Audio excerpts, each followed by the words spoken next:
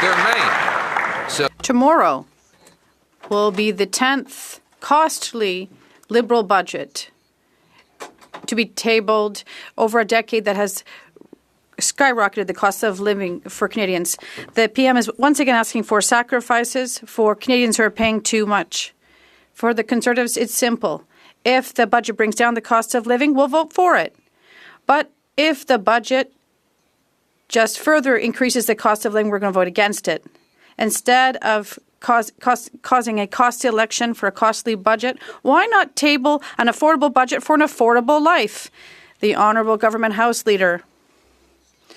Mr. Speaker, obviously we're listening to the members of the opposition, and good news, Mr. Speaker. I think I've just learned that the opposition leader will order all of his colleagues to vote for the budget because, yes, it will be an affordable budget, and yes, it will build Canada, and yes, the budget will make Canadians very proud. So we welcome the support of the Conservative Party and the Leader of the Opposition. Honourable Leader of the Opposition.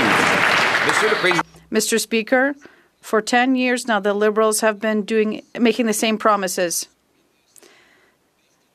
The Finance Minister was a Minister of Industry previously, and he gave us the greatest drop in investment in Canada after promising that they would promote investment. And what happened? It doubled the debt, doubled lineups at food banks, and doubled the cost of housing. So instead of forcing Canadians to make more sacrifices and triggering a costly election on a costly budget, why not table an affordable budget for an affordable life? The Honourable Government House Leader.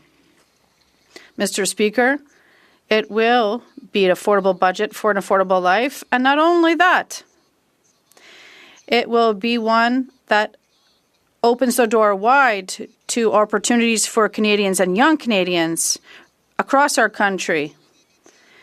People in the trades, for Canadian softwood and steel and aluminum. We are going to build this beautiful big country affordably and do something, Mr. Speaker, that will be historical by building a better Canada. The Honourable Leader of the Opposition. Mr. Speaker, tomorrow will be the 10th costly Liberal budget after they doubled housing costs, doubled food bank lineups, and doubled the national debt. Now they're making exactly the same costly promises. And the Prime Minister says Canadians who can't afford to eat, heat, or house themselves need to make more, quote, sacrifices. The choice for us is simple. If a budget brings down the cost of living, we'll support it.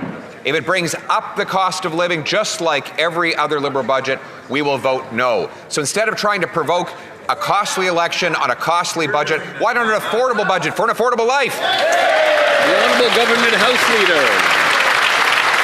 Well, Mr. Speaker, obviously we've listened attentively to what the opposition have to say, and I think I just heard good news. The Leader of the Opposition saying that he's going to order his troops and himself, and they'll walk in here and support this great, affordable, Liberal budget that's coming down tomorrow, a budget that brings down taxes for Canadians, a budget that brings down taxes and GST for first-time homebuyers, a budget that makes life more affordable and creates opportunities for young people all over this country, a generational budget, and a budget that I know will be glad to have the support of the Leader of the Opposition. The Honourable Leader of the Opposition. Mr. Speaker, they've been making those promises for the last 9 Liberal budgets, which doubled housing costs and drove 2.2 million people to the food bank because of higher grocery prices. So if he wants to take ideas for an affordable budget, an affordable life, here's one. There's the Liberal industrial carbon tax, which applies to the steel, cement, and other inputs to build homes. And it applies to the farmers and their fertilizer and equipment. So will the Prime Minister, instead of provoking an unnecessary election, get rid of the industrial carbon tax so we can bring down food and housing costs? The Honourable Government House Leader. Well, Mr. Speaker, it was going so well up till now. We still have hope, though, that this leader of the opposition won't want to send Canadians, including our great farmers, to the polls over the Christmas season. The leader continues to bring up these imaginary taxes. We'd be happy to explain to him once again that farmers in this country are mostly exempt from any of those industrial carbon taxes, Mr. Speaker. The budget will be affordable. The budget will be great. The budget will build this country and build opportunities for farmers, for young people, and all Canadians. The Honourable Leader of the Opposition. Mr. Speaker, he's got to get his story straight. First, he started his answer by saying there is no industrial carbon tax, and then he finished it by saying the industrial carbon tax is great and doesn't cost anybody any money. He's got to decide which it is.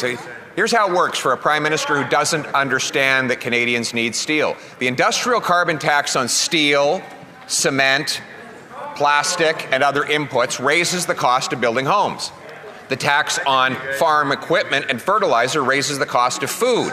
So if they want an affordable budget for an affordable life, why not scrap this industrial carbon tax on food and homes? The Honourable Secretary of State for Financial Institutions. Mr. Speaker, earlier this year, Canadians elected a new government with a strong mandate to build the strongest economy in G7. Tomorrow, we will table a generational budget, Mr. Speaker. We will invest less in government operations so we can invest more in Canada. We will build Canada. We will invest in Canadians. We will invest across this country from coast to coast to coast and build the strongest economy in the G7. It's time for the leader and his party to stop the rhetoric. Join us. Support this budget. Thank you, Mr. Speaker. The Honourable Leader of the Opposition. That member has been in this Liberal government for 10 years, and he says that he's new, making the same promises that deficits will result in investment. Well, the last time the current finance minister promised that, what we saw is that investment dropped more than at any time in Canadian history, more than any other G7 country. But you know what went up? The cost of housing doubled. Food went up, doubling the number of people in food bank lineups, and they doubled the national debt. So, why not an affordable budget for an affordable life by getting rid of the industrial carbon tax on food and homes for a change? The Honourable Secretary of State for Financial Institutions. Mr. Speaker, you can't make this up. That member's been in this House for 20 years. He's sat in opposition now for 10 years and has not supported one affordability measure this government has put forward. Mr. Speaker, we have cut taxes for 22 million Canadians. We have cut the tax for first-time home buyers. We are moving forward, Mr. Speaker, for automatic federal benefits, getting benefits of 5.5 million Canadians. They do nothing but vote against affordability measures. He's been in this House for 20 years. He has produced nothing. Thank you, Mr. Speaker. Honourable Deputy. The Honourable Member.